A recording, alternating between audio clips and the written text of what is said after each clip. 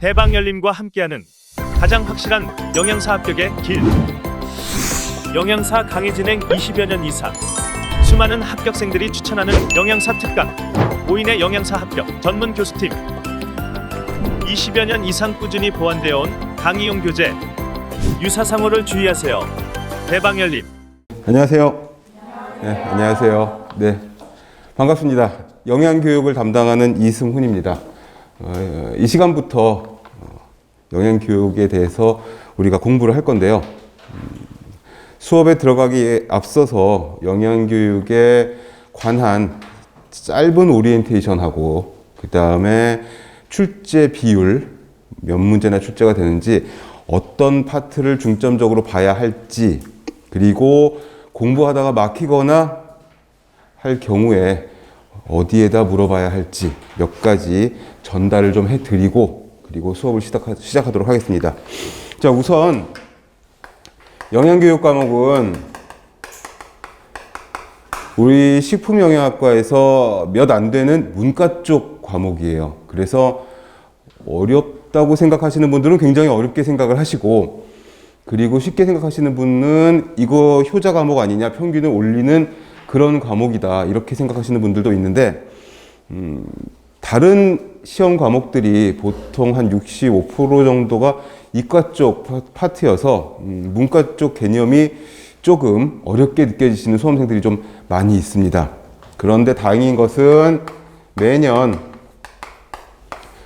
14문제 정도밖에 출제가 되지 않는 조금 비중이 작은 과목이기도 하고, 그리고 주로 용어에 관한 문제, 그 다음에 영양교육의 방법에 관한 방법론에 대한 문제, 그 다음에 영양교육 정책이나 더 중요한 게 하나 있죠. 상담 기법이나 상담 이론. 이 부분은 이제 사업과도 관계가 있는데 주로 이쪽 부분이 많이 나오는 부분이어서 여기에만 중점적으로 보시면 14문제를 다 맞추시는 것도 그렇게 어렵지가 않고, 뭐 틀려봐야 한두 문제 정도 틀리는 그런 정도의 정말 우리의 평균을 올려주는 좋은 과목이 아니겠느냐 하는 생각이 듭니다. 우리 수업은 이게 첫 번째고, 두 번째고, 수업은 이론 수업이 있고요. 교재 받으셨지만 이론이 아주 짤막하게 요점 정리가 되어 있어서 필기가 좀 많이 필요하실 거예요. 되게 좀 축약을 시켜놨기 때문에 쓰는 것이 굉장히 손을 통해서 눈으로 보고 쓰는 것이 머리에 숙지가 되는데 굉장히 많이 도움이 되거든요. 그래서 요약 정리본이 있다고 하더라도, 뭐 출력된 게 있다고 하더라도 우리 교재의 빈칸에다가 제가 일부러 빼놓은 부분들을 쭉 판서를 하면은 그걸 같이 좀 적으면서 한 번, 두 번, 또 문제풀이 할 때 또 들어가거든요. 기출문제들이 2019년부터 19, 20, 21, 3개년간의 누적된 기출문제들이 있기 때문에 그 기출문제들을 같이 한번 풀어볼 거고, 거기다가 이제 예상문제까지 단원이, 한 단원이 끝나면 바로 그 단원의 기출과 예상 문제들을 뒤에 가서 풀어보고, 그렇게 진도를 나가도록 할 겁니다. 그런데 제일 어려워하시는 부분들이 뭐냐면 요 용어 부분이거든요. 용어 부분들이 보통 한자 용어이기 때문에 뜻이 그렇게 우리말처럼, 순우리말처럼 바로바로 다가오지 않는 부분이 있어서 최대한 용어에 대한 설명을, 어떤 설명, 이 개념에 대한 설명을 충분히 해드릴 겁니다. 그리고 계속적으로 반복을 할 건데, 여기서 중요한 게 뭐냐면 유사용어 또는 동의어. 예를 들어서 건강신념 모델 그러면은 헬스 빌리프 모델 그래가지고 약자로 영어로 쓰기도 하지만, 건강 빌리프가 믿음이니까 믿음 모형 이렇게 쓰기도 하거든요. 근데 건강 신념 모델 또는 얘네들을 서로 섞어서 쓰기도 하니까 건강 믿음 모델, 건강 신념 모형, 뭐 이런 것들이 있어서 이런 동의어들이 우린 일단 단어가 틀리면 겁이 나는 부분들이 있거든요. 왜 그러냐면 수업 시간에는 그렇지가 않은데 시험장에서는 OMR 카드에 표시를 해야 되는데 하다못해 뭘로 할까요? 그런 거 있어요. 외래어의 표기가 조금 발음상 달라서 모기가 옮기는 질병 중에 댕기열이 있는데 댕기열은 댕기 피버 영어 단어인데 그걸 댕그열이라고 표기를 할 수도 있거든요. 댕그. 근데 기하고 그만 달라도 이게 여기선 괜찮아. 근데 시험장에서는 아무것도 없이 컴사하고 OMR 카드하고 시험지만 있으니까 그래서 그런 부분들을 시간이 있을 적에 우리가 이건 같은 뜻이야. 이건 좀 다른 의미야. 이런 부분들을 설명을 해드리고 갈 겁니다. 이게 되게 기본이 되기도 하고요. 이 기본을 통해서 유추해서 답을 뽑을 수 있는 것들이 꽤 많이 있어요. 그리고 얘도 어차피 암기가 필요한 과목인데 암기도 그냥 단순 암기를 하면 우리가 암기할 게 얼마나 많아요. 생화학도 있고 뭐 영양학도 있고 뭐 이게 메이저인데 이 영양교육에서까지 우리가 뭐 다 암기를 해야 되느냐? 예. 이해를 통한 암기를 하면 훨씬 오래가고 쉽고 달달달달 외우지 않아도 되는 부분들이 있어서 용어의 뜻, 의미를 이해를 해서 그걸 토대로 해서 암기를 하면은 외우시는데 공부하시는데 어렵지 않을 겁니다. 그 다음에 중요한 거 마지막으로 공부하다가 막혔거나 문제집이 내가 다른 문제집에 있어서 열심히 공부하다가 풀어보는데 해답이 다르다거나 설명이 다르다거나 그러면 확인을 하고 싶은데 영양교육이 뭐 그렇게 굉장히 어렵거나 대단한 과목이 아니어서 몰라서 질문한다기보다는 그런 부분들이 있죠. 확인하고 싶은 거죠, 이제. 예, 이 문제집에서는 이 문제를 정답을 3번으로 했는데, 이거 똑같은 문제 같은데 여기서는 4번이라고 했는데, 아니, 선생은 수업 시간에 이거가 2번이라고 했단 말이죠. 그러면은 도대체 어떻게 확인을 해야 되느냐? 아시죠? 개강한 지가 며칠 됐으니까 네이버에 영양만점, 위생만점. 여기 카페에 들어오시면은 영양사 게시판 따로 있고 심지어는 제 이름에 붙어있는 게시판도 있으니까 뭐 거기든 영양사 게시판이든 여기다가 질문을 올려주시면은 24시간 안에 확인을 하실 수가 있을 거예요. 뭐 질문에 대한 해설 이게 아니라 확인을 하실 수가 있을 거예요. 제가 매일 아침 5시에서 6시 사이에 게시판을 한 바퀴 쭉 돌면서 제가 가르치는 과목들의 게시판을 돌면서 그게 일상의 루틴이거든요. 그러니까 새벽 한 2시에 올렸다. 그러면 5시, 6시에 확인을 하실 수가 있을 거고 아침 7시, 8시에 올렸다 그러면 그 다음날 6시쯤에 확인을 하실 수가 있을 겁니다. 그렇게 해서 간단하게 과목에 대한 정리를 좀 오리엔테이션을 좀 하고요. 그리고 1장 들어가기에 앞서서 우선 여기 나와 있는 목차를 한번 보시면 핑크 페이지에 영양교육 이론서 해가지고 7장으로 이루어져 있는 물론 이거보다 좀 더 세분화된 목차가 있지만 7장으로 묶어놨는데 영양교육의 개요 부분은 서론 부분이고 영양교육은 이런 과목이다 라는 거를 좀 알려주는 파트여서 사실 최근 3개년 동안의 기출은 거의 없다시피 하기는 해요. 근데 1장을 모르면 2, 3, 4, 5, 6, 7, 8을 넘어가기가 쉽지가 않기 때문에 그쵸. 일단 A, B, C, D를 알아야 뭐 단어를 만들고 구구단을 외워야 뭐 인수분해도 하고 뭐 근해 공식도 뭐 이렇게 되는 거 아니겠습니까? 그러니까 1장을 용어 설명에 치중해서 차분하게 설명을 해드리고 그냥 2장서부터 본격적으로 이제 출제 비율이 확 높아져요. 영양교육을 어떻게 할 거냐? 영양사업을 어떻게 할 거냐?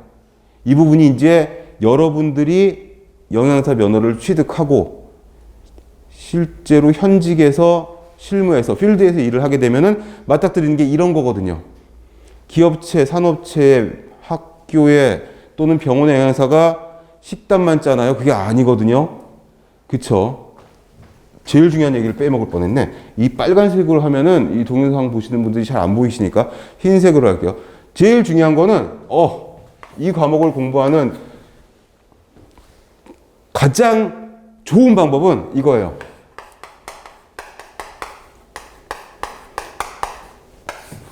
그래, 제일 중요한 건 맨 마지막에 나오는 거죠. 감정이입을 해서 공부하는 거예요. 네. 내가 머릿속으로 상상을 하는 거죠. 내가 이제 시험을 볼 거잖아요, 겨울에. 시험을 보면 영양사 면허를 취득한단 말이죠. 국가에서 인정하는 면허증을 받은 거야. 이제 그러면 내가 실제로 영양교육을 실시하는 교육자가 되는 거죠. 그러면 이거 다 쉬워져요. 왜? 내가 직접 해야 되니까, 내가 가르쳐야 되는 부분이니까 이거를 피교육자에게 어떻게 가르칠까? 어떻게 전달을 하는 게 효율적이고 효과적일까? 이거 생각하면 완전 끝내 쉬워져요. 저는 남학생이어서 이런 일을 하지 않을 거라고 생각을 했었는데 학교 졸업을 하고 시험을 보고 제가 실제로 병원에서 임상영양사를 한 8년 이상을 했었어요. 근데 식단만 짜는 게 아니죠. 환자 식단만 짜는 게 아니잖아요. 우리가 배우는 과목을 다 알아야 되는 거잖아요. 단체 급식이잖아요. 병원 급식도. 직원 해야지, 환자 해야지. 환자도 당뇨, 고혈압, 신장질환, 뭐 종류가 좀 많냐고. 그런데 정말 빅3, 빅5급의 큰 병원들은 영양사가 여러 명 있고 막 이렇겠지만 웬만한 500병상에서 800병상 사이의 종합병원은 영양사 한둘밖에 없거든요. 저는 혼자 했어요. 550병상에. 그러면 다 해야 되는 거야. 영양 교육해야지, 위생 관리해야지, 노무 관리, 주방 조리원들의 근무 교대표를 짜줘야지, 식단 관리해야지, 식단은 좀 맞냐고, 그리고 병원이니까 라운딩도 해야지, 상담도 해줘야지. 영양 상담 여기 굉장히 중요한 부분 중에 하나잖아요. 거기다가 이거 하려면 환자들이 종류가 천차만별이고 교육 정도, 나이, 질환의 유무가 다 다르니까 거기에 맞춰서 해줘야 되는 거. 그러니까 전혀 생각도 안 하고 공부를 하고 졸업을 하고 면허증을 땄는데 이걸 하게 되는 거죠. 그거를 여러분들이 미리 좀 상상을 하시면 공부할 때 되게 많이 도움이 돼요. 그러면 지금 공부하시는 단체급식 부분도, 임상영양학 식사요법도, 영양학도, 그 다음에 위생관리도 되게 중요하잖아. 상담이니 뭐 식단이 영양가니 위생이 받쳐주지 않으면 끝나는 거죠. 그러니까 위생학도 중요하지. 그걸 알려면 식품학이나 미생물이나 생화학도 알아야 되지. 이거를 염두에 두시고 공부를 하시면 할지 안 할지 모르지만 저는 100%안 할 줄 알았는데 제가 직접 했었거든요. 그러니까 모르는 거니까. 자, 2장부터 7장까지 내가 실제로 필드에서 내가 어디 갈지 모르지만 학교를 갈지 산업체를 갈지 병원을 갈지 어디를 갈지 모르지만 거기서 피교육자들, 나는 교육자가 되는 거니까 국가가 인정한 면허증을 취득을 하면 어떻게 내가 할 것인가를 생각을 하시면 이거 다 쉬워져요. 내가 직접 할 거니까 이렇게 하면 좋겠다. 아이들에게 무슨 영어를 섞어가지고 막 설명 아니잖아요. 노인들에게는 어떻게 할 건가? 교육 정도가 높거나 낮거나 환자들에게는 어떻게 할 거냐? 이런 것들이 다 여러분들 머릿속에서 정리가 되실 거예요. 자, 첫 페이지 1페이지부터 들어가 보도록 하겠습니다. 영양교육은 교육이에요. 앞에 영양자가 붙었지만 영양교육은 어차피 교육이거든요. 교육은 목적으로 합시다. 목적이 좀 더 포괄적이니까 목적이 한 가지예요. 교육의 목적은 뭐냐면 행동을 바꾸는 게 교육의 목적이에요. 그쵸? 길을 건널 적엔 손을 들고 건너라. 나갔다 들어와서는 손발을 깨끗이 닦아라. 기침을 할 적에는 입을 가리고 기침을 해라. 어른을 공경해라. 이런 것들이 다 뭐예요? 교육이잖아. 교육은 뭐예요? 행동의 변화. 이게 목적이 되는 거예요. 어떤 행동? 바람직한 행동. 살을 좀 붙였지만 교육은 행동의 변화를 목적으로 한다. 뭐 나쁜 행동을 하라고 교육하는 건 아니겠죠. 그러니까 이건 있어도 없어도 그만이지만 그래도 바람직한 행동, 좋은 행동. 이 영양 쪽에서는 뭐죠? 좋은, 옳은 식습관 또는 식행동을 목적으로 하는 거다. 그래서 거기 첫 줄에 나와 있는 거 이제 구체적으로 들어갑니다. 지식을 전달을 하는 거예요, 교육은. 그래서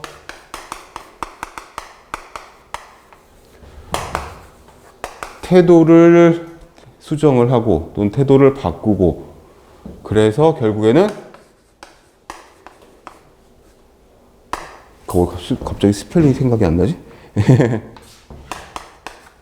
behavior, 행동을 변화시키는 거. 행동을 변화시키는 거. 그래서 KAP 순서가 되죠.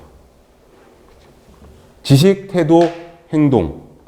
지식, 태도, 행동 이렇게 외우셔도 되는데 시험 문제에 실제로 KAP 이렇게 순서가 나오니까 K는 knowledge, A는 attitude, 태도, B는 behavior.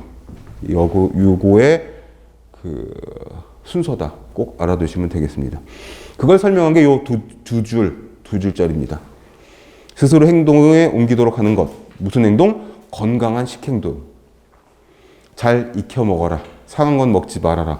위생적으로 처리한 식품을 먹어라. 이렇게 되는 거죠.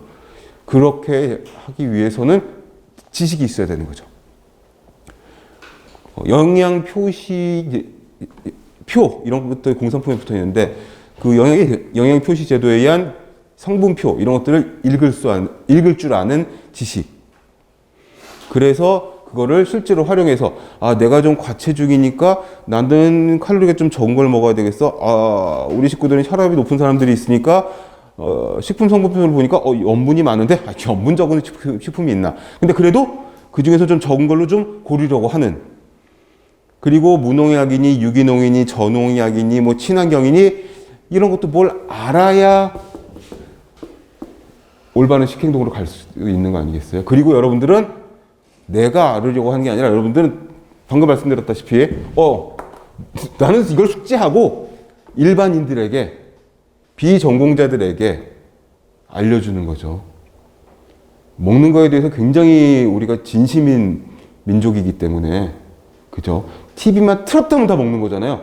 마치 무슨 기행 프로, 탐방 프로 같지만 사실 식당 소개하는 프로들이잖아요. 전부 다 그래요. 틀면 다 그거예요. 광고도 그렇고. 먹는 거에 굉장히 진심이고 먹는 걸 굉장히 많이 하는 거 알고 아는 것 같고 여러분들 다 저도 전공자지만 우리 같은 전공자지만 사람들이 어때요? 물어보는 거야. 너 영양 전공했다며? 그거 맞지? TV에서 그러는데? 그리고 대답도 안 듣고 그냥 가. 그럼 뭐하러 물어보는 거야? 나는 아무 소리도 안 했는데 뭐가 그렇게 몸에 좋다며? 오메가3가 아니 트랜스지방이 나쁘다며? 이러고서 가. 뭐 설명을 해줘. 근데 이거를 좀 알기 쉽게. 그리고 잘못된 지식들이 굉장히 많이 있기 때문에 여러분들은 그런 책임이 있어요. 왜? 이거 교육을 시켜야 되니까. 어딜 가든 병원 가든 학교를 가든 기업체를 가든 기업체는 더 웃겨요. 10몇 명이 점심 식사를 해야 돼. 그럼 여행사 몇 명이 필요해요? 기업체 하나면 되지 뭐. 굉장히 외로운 직업이거든요, 이게. 제가 해봐서 아는데. 그러면은 이쪽에 가는 건 전부 나한테 물어보는 거지. 수시로 전화가, 시대 접수 전화가 직원들이 물어보는 거죠. 병동도 마찬가지예요. 간호사가, 환자가 막 전화해. 붙잡고 안 놔. 병동을 지나가면. 여기에 대해서 전공한 사람은 거의 유일무이하니까. 그래서 굉장히 외롭기도 하지만 잘난 척하기도 좋은데 이거를 알기 쉽게 잘 설명을 해서 잘 전달을 해줘야 되는 그런 2번에 있는 목적과 목표를 가지고 우리가 알려줘야 된다 이거죠. 그래서 목적과 목표가 있는데 목적은 조금 더 포괄적이에요. 목표는 조금 구체적인 거예요. 예를 들어서 영양교육을 잘 시켜서 그래서 어떻게 식사로 인한 어떤 고혈압이나 당뇨 발생률을 줄이겠다 하면 목적이 되는데 2022년부터 2025년까지 당뇨의 발병률을 지금 현재 2022년에 연간 30%인데 이거를 25%로 낮추겠다. 그럼 목표가 돼요. 아시겠죠? 목적 안에 목표가 들어가는 그런 목적이 좀 더 포괄적인 내용이 되어서 목적은 바람직한 식단을 유도하게 함으로써 이건 좋은 거, 옳은 거 고르면 되는 건데 여기 목적에 의해서 우리가 이거 우린 전문가니까 이게 필요한 거다. 그런데 전문 용어를 막 써가면서 설명을 하면은 알아듣지 못하는 사람들이 많으니까. 그러니까 우리는 좀 더 쉬운 눈높이에 맞춰서, 눈높이 되게 중요해요. 지식이나 경제적 상황이나 사회적 그 상황에 따라서 눈높이에 맞춰서 전달을 해줘야 되는 거. 그래서 영양 상태를 개선하고 건강을 유지하도록. 근데 이게 약 먹고서 바로 열이 떨어지거나 바로 소화가 잘 되는 그런 정도의 효과가 아니잖아요. 시간이 좀 지나야 되는 거죠. 꾸준히 지켜줘야 되는 거죠. 그런 부분에 어려움이 좀 있어요. 영양교육의 어려움이. 가시적으로 눈에 딱 뜨이는 이거 먹어보세요. 열이 떨어졌네. 고맙습니다. 이게 아니라 수다비 끊고 운동하세요. 골고루 드세요. 짜게 드시지 마세요. 생활 결과지 보고서는 혈압이 높으시고 혈당도 좀 높으니까 이러이러한 식단으로 가세요. 근데 바로바로 하루 이틀에 나타나는 게 아니라 일주일, 한 달 이상 가야지 효과가 나타나는 거기 때문에 그런 거에 영양교육이 좀 어려움이 있는데, 자, 목표를 보시면 한쪽 가로 이번에 또 나오죠. 지식, 태도, 그 다음에 행동의 개선, 특히 행동 변화. 얘의 교육의 가장 큰 궁극적인 목표는 이거예요. 행동의 변화. 교육은 행동의 변화를 목적으로 하는 거예요. 그래서 바람직한 식생활의 행동이 되면 어떻게 되는 거다? 건강이 유지가 되는 거다. 그래서 어떻게 되느냐? 목표 달성을 하는 의의는 뭐가 있느냐? 바람직한 식생활을 영위할 수 있도록 잘 먹어야지. 수업을 하러 오면서 라디오를 잠깐 듣고 오는데 1인 가구의 숫자가 거의 35% 정도가 된대요. 국내에. 그것도 2020년 기준으로, 통계청 기준으로. 10집 중에 3집 이상이 혼자 사는 사람이란 말이죠. 혼자 사는 가구는 제일 먼저 식생활이 문제가 돼요. 저도 직장 다닐 적에 자취 생활을 했었지만, 근데 우리는 또 그쪽에서 되게 좋은 게, 그쵸. 병원에 삼식을 다 하니까 저는 항상 일찍 출근해서 아침부터 저녁까지 먹고 나오고, 참 영양사들은 그건 좋은데, 일반 다른 직장인들은 이게 제일 문제가 되는 거죠. 바람직한 식생활은 쉽지가 않아요. 혼자서 해서 먹기가. 그래서 여러 가지 이제 대안책들이 나오고 있는데, 진도 나가면서 하나씩 볼 겁니다. 그 다음에 목표 달성은 어떤 의의가 있느냐. 두 번째, 영양 상태가 개선되고, 바람직한 식생활이 되니까 영양 상태가 개선이 되겠죠. 그 다음에 그럼으로써 질병 예방, 건강 증진, 그리고 건강해지면, 많은 사람들이, 전 국민이 건강해지면 뭐다? 사회적인 비용, 건강보험료가 줄어들 수가 있어요. 우리가 내는 건강보험료가. 건강보험 재정이 좋아질 수가 있어요. 여러분들은 젊고 건강하고 이래서 1년에 병원에 가는 횟수가 거의 없다시피 할 건데, 저만 해도 나이가 많지만 저도 그렇게 거의 안 가거든요. 마스크 쓴 이후로는 감기도 안 걸렸던 것 같아. 다들 그러지만. 근데 이게 건강에 안 좋으신 분들은 한 달이고 두 달이고, 그 다음에 매일같이 병원에 가시고, 그게 이제 건강보험으로 묶여져 있으니까 서로 모아가지고 그 부담을 하게 되는 거잖아요. 그러니까 전체적으로 건강해지면 사회적인 비용이 줄어들어요. 전반적인 비용이.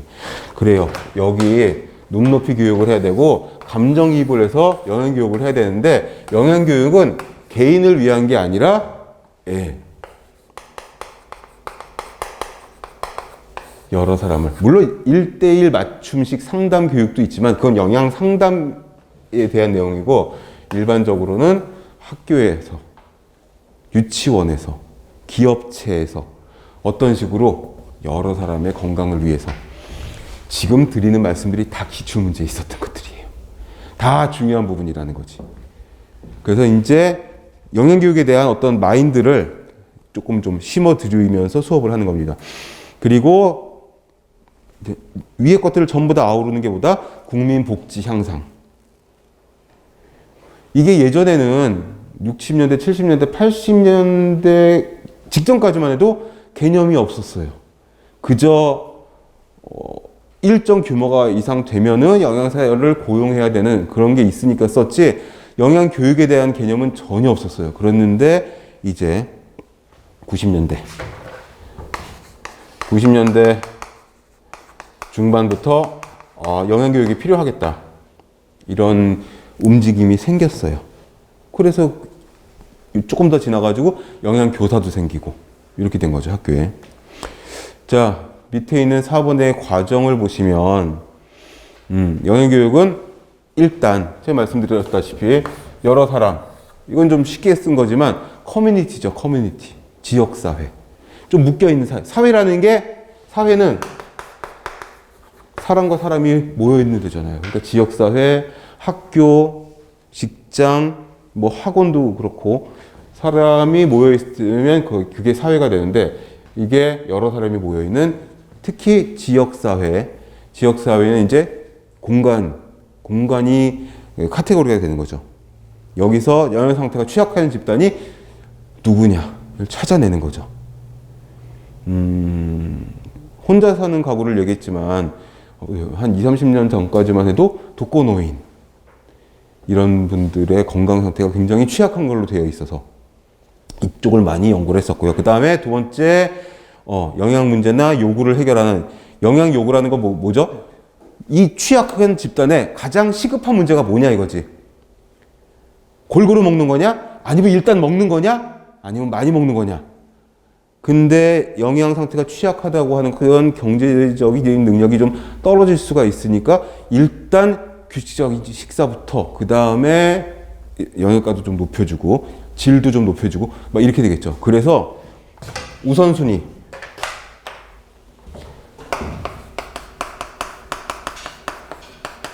가장 시급한 영양 문제가 뭐냐?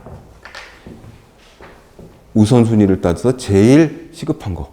그 다음에 가장 많은 사람에게 영향을 끼치는 게 뭐냐? 이런 것들을 물어보는 문제가 작년에도 있었고 재작년에도 있었고 막 그렇습니다. 중요한 부분이라는 거죠. 이것도 여기서 해결이 되는 거예요. 여러분이 이제 개개인별로 지역사회이니까 보건소로 갑시다. 보건소에 영양사가 배치돼 있죠. 보건소 영양사야. 그래서 내가 우리 보건소가 맡고 있는 이 지역의 영양 상태를 좀 보니까 되게 막 수준이 높은 경제적인 수준이 높은 그런 지역이 아니다 보니까 취약계층이 있는 거예요. 그래서 나가서 한번 돌아봤어. 그래서 가장 많은 사람이 가장 시급하게 개선이 되어야 할 영양 문제가 뭔지를 누가 파악하겠어요? 이거 전공한 사람은 여러분들밖에 없다니까 그 보건소에 그 지역사회에 여러분들이 그걸 찾아내는 거예요. 그런 걸 묻는 문제들이 기출문제예요.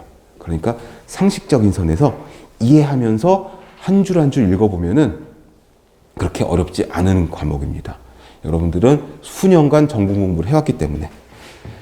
자, 그래서 취약한 집단 대상으로 두 번째 줄에 영양 문제나 요구를 해결하는 요구. 어떤 요구가 있는지. 요구도를 파악하는 거예요. 요구성 파악, 요구도 파악, 요구 사정. 이렇게도 얘기해요. 용어. 제가 용어 중요하다고 말씀드렸죠. 요구도. 그 사람들이 원하는 게 뭐냐 이거지. 그 사람들이 교육자인 나에게 요구하는 게 뭐냐 이거예요. 일단 뭐 하루 세 끼 골고루 뭐 탄단지표 이게 아니라 일단 먹는 게 중요해요. 구마다 지자체마다 복지관이 있잖아요. 제가 복지관 돌면서 노인분들을 대상으로 해서 몇 년도더라 좀 됐는데 노인분들을 돌면서 영양교육을 한 시간씩 한 적이 있었어요. 그게 이제 복지관, 그 다음에 이제 아파트 단지마다 하나씩 있는 경로당. 근데 그 지역이 어디였냐면 분당구였어요. 성남시 분당구. 분당 쪽은 굉장히 잘 사는 동네로 알고 있어서 그렇지 않은 줄 알았는데 30몇 개의 34개 정도의 경로당과 복지관을 한 5군데 정도를 그 분당구 내를 돌면서 보니 노인분들의 어떤 식사 상태가 굉장히 교육도 하지만 이제 물어보고 저도 나름대로 체크를 해야 되니까 하루에 한 끼 드시는 노인분들이 그렇게 많은 거예요. 복지관은 기가 막힌 게 뭐였냐면 12시, 1시쯤 수업이었나 그랬는데 11시, 10시 반 좀 일찍 가가지고 인사도 좀 하고 이제 복지관 둘러보고 막 이러고 있는데 복지관 앞에 줄을 막 서 있는 거예요. 보니까 할아버지 할머니들이 줄 서 계시는데 이게 무슨 줄이에요? 그랬더니 보통 9시 좀 넘어서 줄을 서신대요. 점심 식사가 무료로 제공되는. 그래서 아니 왜 이렇게 일찍부터? 저분들 오늘 하루 식사가 이 점심 식사 한 끼인 분들이 꽤 많다. 이런 이야기를. 그럼 가장 시급한 건 뭐겠어요? 예, 식사를 3끼 나눠서 드릴 수 있는가? 뭐 이런 것들.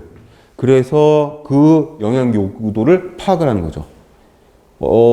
여러분들이 보건소 영양사예요. 그래서 통계를 보니까 우리 지역 내에, 우리 구 관내에 고혈압 환자가 너무 많은데 그거는 이제 영양적인 문제보다는 일단 이 질병과 관련된 문제니까 그런 요구도를 체크를 하는 거죠. 그럼 어떻게 해야 되겠어요? 일단 고혈압, 당뇨, 이런 만성 질환의 어떤 캠페인 내지는 고혈압 캠프, 당뇨 교육 뭐 이런 이벤트 같은 사업을 계획을 해가지고 하는 거죠.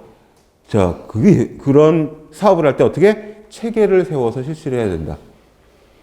그냥 내가 컴퓨터에서 자료 좀 뽑아가지고 자료 많으니까 내가 전공자니까 오세요, 모이세요, 할아버지 할머니들 해가지고 하는 게 아니라 어떻게 예산을 확보를 하고 언제부터 언제까지 할지 구체적인 계획을 짜고 결제를 받고 그래가지고 체계적으로 하고 이게 일회성이 아니라 맨 밑에 줄에 있는 반복 순환.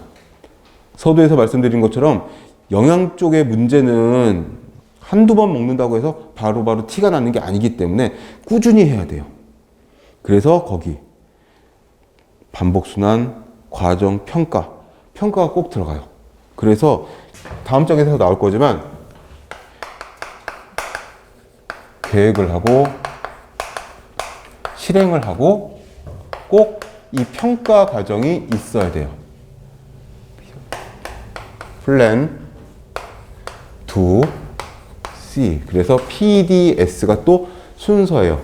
KAB처럼 PDS도 순서대로 또 알아둬야 되는 시험에 잘 나오는 파트인데 계획을 하기에 앞서서 뭘 해야 되냐면 누구를 대상자들의 요구도를 파악을 해야 돼요. 그게 뭐냐 하면 너무 앞으로 나간 것 같은데 너무 앞으로 나갔다. 그쵸? 예. 방금 말한 요구도를 진단하는 거예요. 지금 뭐 다음 주에 할 거, 아니면 3교시쯤 할 거가 지금 갑자기 나왔는데 전반적으로 1장에서 우리가 다 맛을 봐야 되니까 그래서 이걸 알아야 계획을 짜는 거 아니겠어요? 그쵸? 대학교 3, 4학년, 고학년들을 대상으로 하는 영양교육이다. 그러면 조금 어려운 말이 들어가도 좀 괜찮을 것 같기도 해요. 그리고 교육 교재나 이런 것들이 글씨가 좀 작아도 괜찮아요. 그런데 유치원에 여러분들이 영양교육을 나갔어. 그 굉장히 중요하거든요. 유치원 영양교육이. 근데 어떻게 글씨가 작거나 유치원 글씨도 모르는 아이들도 있잖아 참. 그러면은 글씨보다는 모형 같은 걸로. 근데 제가 건강보험협회에서 위탁을 받아가지고 분당 지역에 경로당을 나갔어요. 근데 할아버지 할머니들은 물론 배우신 분들도 있겠지만 배우거나 안 배웠거나 어쩌거나 간에 일단 노년기가 되면 눈도 잘 안 보이게 되고 알았던 것도 잊어버리고 젊은 애들도 그런데 뭐 글씨가 작다거나 교재가 영문이 많이 들어가 있다거나 그럼 안 보시죠. 안 봐요. 그래서 그리고 그 노인분들하고 장년층하고 또는 유치원 아이들의 요구도가 달라요. 그렇기 때문에 대상에 맞춰서 대상의 눈높이에 맞춰서 어떤 우선순위가 있는 문제가 있는지를 파악을 해야 계획을 짤 수가 있어요. 그쵸? 아이들이니까 일단 음식 모형이 필요하다. 뭐 슬라이드 PPT 이거보다는 모형이다, 모형. 그 다음에 실행을 하고 평가는 꼭 들어가요. 왜? 여기에 피드백을 줄 수가 있으니까. 앞 페이지에서 뭐라 그랬어요? 반복 실행을 해야 되는데 이거 하지 않고 계속 계획 실행만 하면은 결과가 어떤지, 내가 과연 잘하고 있는지 모른단 말이죠. 그래서 평가를 통해서 잘하고 있다면 조금 보완을 해야 될지, 수정을 해야 될지, 뭔가 평가가 잘 안 나왔다면 전면적으로 바꿔야 되겠죠. 그래서 요 순서대로 교육 프로그램이 돌아가야 돼요. 그게 1페이지의 맨 마지막 줄에 있는 반복 순환 과정, 평가, 결과, 계획에 다시 반영, 반복 실행, 그래서 효과 증대 이렇게 되는 겁니다. 자, 한 장 넘어가면 영양교육의 필요성에 대해서 나와요. 자, 큰 글자들만 보시면 밑에 왜 영양교육이 필요하냐, 2페이지 두 번째 줄에 보시면 인구 사회학적인 변화가 있었어요. 그쵸. 우리 다른 과목에서도 보지만 6, 70년대에 우리의 영양 상태나 식생활, 이거하고 현재의 식생활하고는 굉장히 차이가 많이 나잖아요. 그게 80년대, 90년대 들어서면서 급격하게 막 바뀌었어요. 그래서 인구 구조, 식생활, 그 다음에 가족 공동체, 식문화 이렇게 막 변했고, 두 번째 큰 글씨만 보는 거예요. 질병도 바뀌었어요. 예전에는 감염성 질환이 많았어요. 없는 거. 지금 코비드19처럼. 근데 최근에는 코비드19는 일단 제외하고, 이건 전 세계적으로 퍼진 거니까, 요즘은 어떤 질환이에요? 퇴행성 질환, 유사용어예요. 만성 질환, 비감염성 질환이라고도 해요. 이게 예전에 뭐였죠? 우리가 성인병이라고 불렀던 거. 없는 게 아니잖아요. 심장 혈관계통, 당뇨, 뭐 이쪽 계통들. 질병이 형태가 바뀌었어요. 구조가 바뀌었어. 그래서 식생활과 관련된 만성질환의 증가. 영양교육을 해서 이런 것들을 좀 잡을 수가 있지 않겠느냐라는 거죠. 일단 뭐 비만도 그렇고 혈압도 그렇고, 비만과 혈압으로 인한 합병증으로 사망하는 확률이 굉장히 높으니까 한국의 사망 원인 1위가 암이잖아요. 2, 3, 4위가 거의 심장 혈관계통이거든요. 당뇨가 4위, 5위, 6위 그 안에 들어있고 막 그래요. 당뇨에 또 합병증을 합치면 더 많아지겠죠. 그런 것들이 있고, 그 다음에 정보 전달 방법의 변화, 식품 산업과 식생활 환경의 변화, 그리고 국가 영양 정책까지 요 5가지를 다 체크를 하시고, 일단 큰 글씨만, 그 다음에 하나하나 내용을 짚어보자 이겁니다. 첫 번째는 뭐다? 인구 사회학적 변화. 일단 인구 구조가 바뀌었죠. 저출산 고령화는 뭐 늘 듣는 얘기고, 그러니까 고령화가 되면서 건강 수명을 증가시키기 위한, 그냥 수명 아니고 건강 수명이라고 되어 있죠. 이거는 다른 과목에서 들어보신 적이 있죠. 평균 수명이라든가 기대 수명 말고 건강 수명. 건강 수명이 뭐죠? 우리가 그냥 일반적으로 숨이 붙어 있는, 살아있는 바이탈 사인이 있는 그 수명이 아니라 건강하게 생활을 영위할 수 있는, 행동을 하고 스스로 옷을 갈아입고 밥을 먹고 할 수 있는 그런 활동, 건강한 활동을 할 수 있는 그 수명. 그래서 두 가지로 나뉘잖아요. 우리 평균 수명이 80세가 넘은 건 오래전 일이죠. 여성이 남성보다 몇 살 더 많이 살고, 근데 정부에서 건강 수명을 77세, 73.6세로 정하다. 그 말은 뭐냐면 평균 수명이 늘어나는데 그 안에 우리가 건강하게 의식을 가지고 활동을 제대로 할 수 있는 그 수명도 조금 늘려보자. 이 건강 수명은 평균 수명보다 조금 짧겠죠, 아무래도. 그렇게 이해를 하시면 되겠습니다. 그리고 다른 정의도 있어요. 건강 수명에 대해서. 만성질환이나 치명적인 질환에 걸려가지고 사망할 확률이 가장 적은 그 정도의 수명을 또 보기도 합니다. 아무튼 고령화가 됐고 식생활이 바뀌었어요. 그래서 예전에는 저녁 시간이 되면 가족들이 다 모여서 대가족 제도에서는 할아버지, 할머니, 아버지, 어머니 다 모여서 밥을 먹고 이랬는데 이제는 뭐 다 쪼개진 핵가족, 거기다가 1인 가족 이렇게 되니까 외식, 간편식, 그 다음에 들어보셨죠? 이것도 HMR이라고 해서 홈 밀 리플레이스먼트. 우리말로 뭐라고 하더라?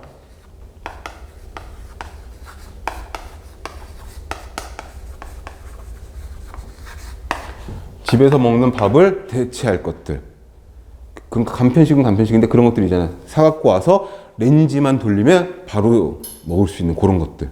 그런 것들 HMR이라고 이야기를 하는데 이 즉석식품과 약간 좀 궤를 달리해서 즉석식품은 사갖고 와서 바로 이제 먹을 수 있는 것들, HMR은 가져와서 아주 간단한 한 스텝 정도의 조리로 먹을 수 있는 것들. 그런 것들을 이야기하는 겁니다. 그런 것들이 들어가 있고요. 그 다음에 사회구조가 바뀌니까 요즘엔 가정에서 살림만 하는 그런 주부들도 잘 없는 그런 상황이어서 그런 주부의 취업이라든지 패턴의 변화 이런 것들이 있는데 중요한 건 뭐냐면 동그라미 2번 밑에다가 하나 써주세요. 그 옆에 보면 가족 구성원 모두 건강한 식생활 실천을 위한 영양교육이 필요하다. 이 말은 뭐냐면 가족 모두가 다 알아야 된다. 가족 모두가 다 알아야 된다는 뜻이에요. 건강한 식생활을 위한 이런 교육 내용을. 그렇게 이해를 하셔야 됩니다. 그 다음에 3번 가족 공동체 식문화도 변화됐다. 핵가족화, 뭐 1인 가구 이런 거. 식생활의 가치관 변화. 그쵸. 많이 먹는 것보다 이제 맛있게 먹는 거. 뭐 이런 것들. 그런 가치관도 변했고. 1인 가구는 대충 먹죠. 영양, 불량, 위험성이 있기 때문에 특히 이게 중요하다. 뭐라도 알면 잘 찾아 먹을 거 아니냐 이거죠. 의외로 전공자들도 영양 표시 안 보고 광고만 보고 그냥 식품을 선택하는 경우들이 많이 있으니까 얘를 통해서 지식을 줘서 태도를 바꾸게 하면 그냥 포장만 보고 사는 게 아니라 가격만 보고 사는 게 아니라 광고에 나온 것만 그냥 사는 게 아니라 한번 돌려서 뭐가 들어있는지 어떤 성분이 있는지 왜? 뭐 아니까 찾아볼 수 있는 그런 태도 변화와 행동 변화가 생긴다는 거죠. 그리고 두 번째로 질병 구조가 바뀌는 거죠. 질병 구조가 방금 말씀드린 것처럼 성인병이라든지 퇴행성 질환. 실제로 이 중에서 가장 중요하게 생각을 했었던 신장 혈관계통이나 혈당 관련, 당뇨 관련은 사실 얘로 굉장히 많이 잡을 수가 있어요.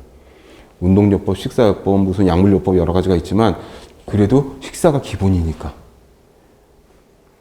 그리고 세 번째에 있는 정보 전달 방법. 정보의 홍수야.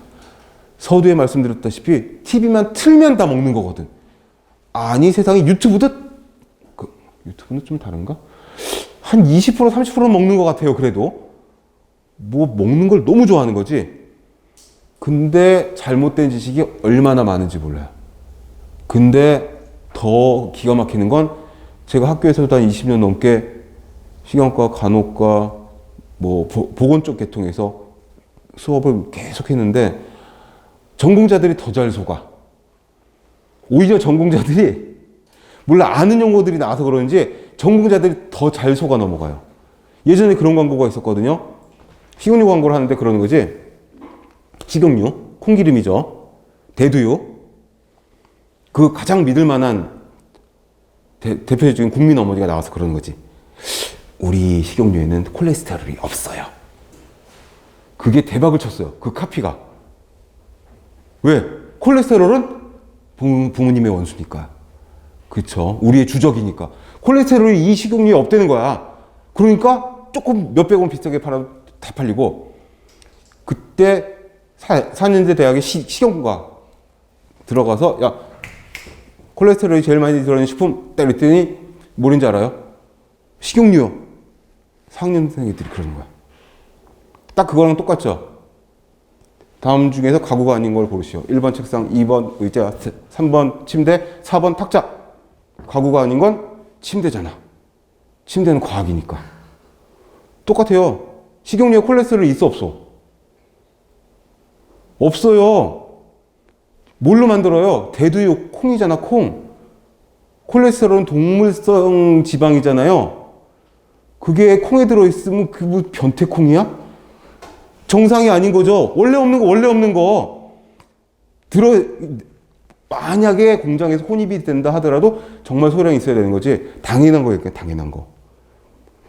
그 국민 어머니가 광고하지 않는 다른 식용유도 콜레스테롤 없어, 원래. 근데 우리는 어떻게 인식하냐면, 오해하는 거죠. 원래 많은데 그 식용유만 뺐나 봐. 상표를 기억해야지. 비싸서 사는 거야. 그리고 수업에 들어가서 심지어 국립대학인데 대학교 4학년 식용과 학생들에게 자 오늘은 콜레스테롤 어디 제일 많이 들어있어? 그러면 식용유요 뭐 이런다니까 말이 돼요 이게? 딴 데도 안 들어있어. 거짓말 안 했죠. 그 다음에 허위 광고 아니죠. 허위 광고 거짓말 안 했으니까 과장 광고 아니지? 없으니까 당연한 거니까 얼마나 좋은 카피냐요. 그걸로 매출이 엄청 올라. 그게 뭐다?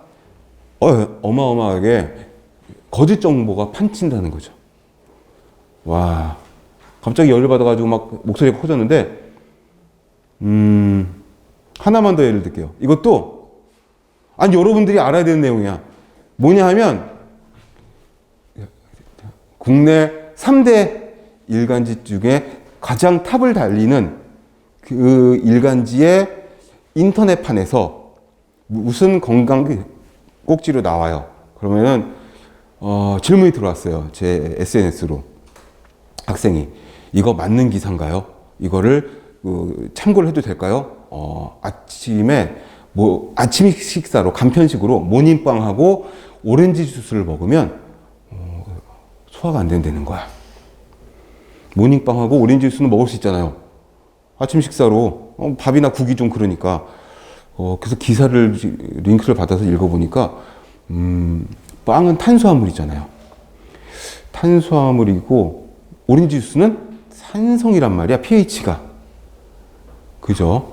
그래서 구강 내에서 빵을 씹을 적에 침에 있는 타액에 있는 아밀레이즈, 프티알린 이런 것들이 좀 탄수화물을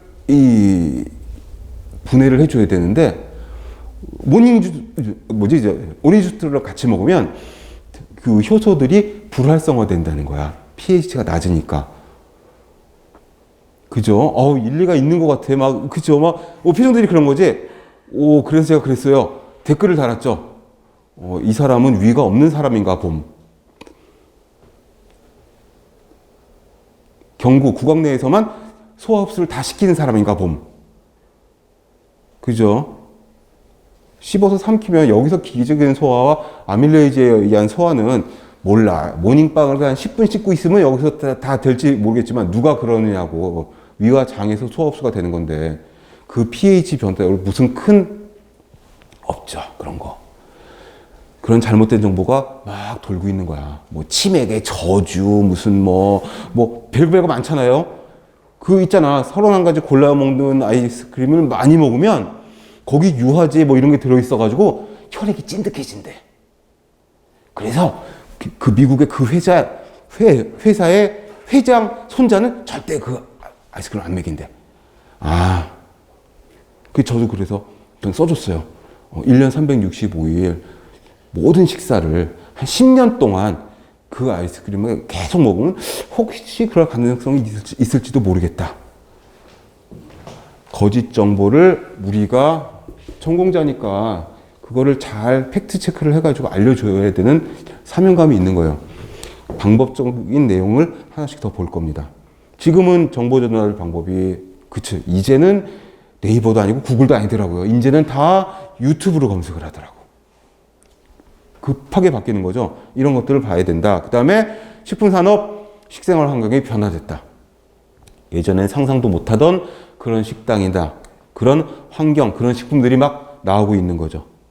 그리고 동그라미 2번에 있는 국제화된 외식 사업. 이거는 뭐 어마어마하죠. 안방에서도 이제는 서울시에 나가면 세계 각국의 모든 요리를 다 먹을 수 있다. 이게 아니라 뭐다? 안방에서 다 먹을 수 있다. 다 배달을 해주니까. 그리고 마지막으로 국가 영양 정책.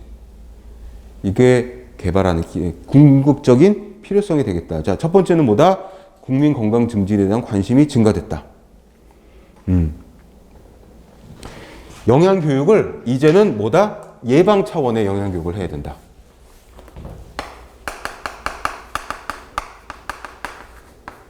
예방 차원의 영양 교육. 이게 95년도에 국민 건강 증진법. 이게 만들어졌어요.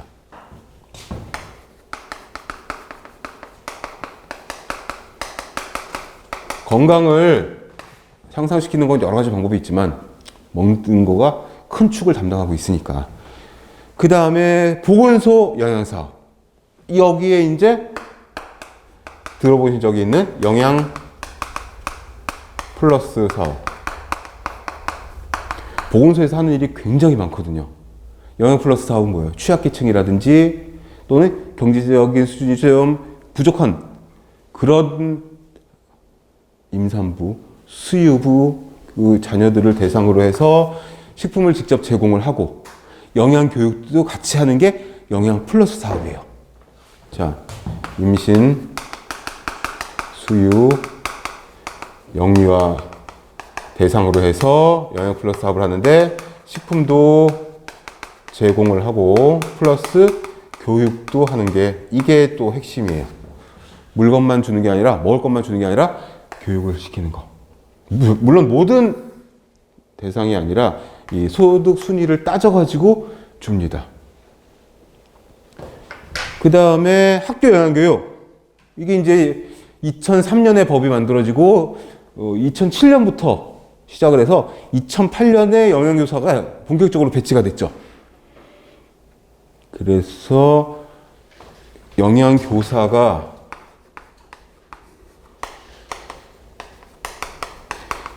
배치가 됐는데 이게 이제 뭐다? 예, 학교급식법에 의한 이거는 법규 시간에 나오겠지만 학교급식법 제7조에 의한 영양교사가 배치가 됐고 그 다음에 어린이 영양관리가 또 관심이 높아졌다. 그래서 어린이 식생활 안전관리특별법, 어린이 급식지원센터 이런 것들이 생겼고 다 여러분들이 나가서 우리 전공자들이 나가서 일을 할 부분들. 그 다음에 국민영양관리법. 거기에 써주세요. 이게 2010년에 제정이 됐는데 영양자가 들어간 법은 처음이에요. 이게 최초예요. 식품위생법, 뭐 식품이나 위생자가 들어간 법들은 많았는데 이 2010년에 국민영양관리법은 처음 영양자가 들어간 거예요. 2010년 이전에 영양자 들어간 법이 없었어요. 해서 여기까지 보시고 잠시 쉬었다가 우리가 2페이지 밑에 있는 영양교육을 실시할 때 어려운 점이 뭐가 있는지 여기부터 다시 보도록 하겠습니다.